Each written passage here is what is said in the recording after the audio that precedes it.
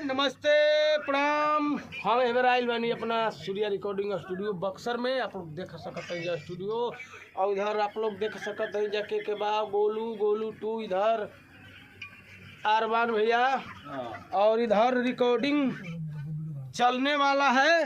इधर रिकॉर्डिंग चलने वाला है, आप लोग देख सकते हैं जा। और जाके के बाद बहुत बढ़िया गायिका पलक राज जी हैं। और देखिए, नमस्ते प्रणाम, हर हर महादेव। मैं भोजपुरी गायिका पलक राज।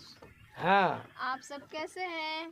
तो आप सब आइए सूर्या स्टूडियो में रिकॉर्डिंग कराइए। रिकॉर्डिंग चालू है। बहुत अच्छी सिंगर अंजलि अकेली जी है यहाँ पे। बहुत अच्छा गाती है मेरी छोटी सिस्टर। तू कुछ बोला अंजलि।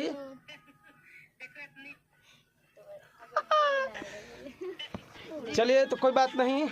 और इधर सब रिकॉर्डिंग होता है, आप लोग देख सकते हैं भाई लोग।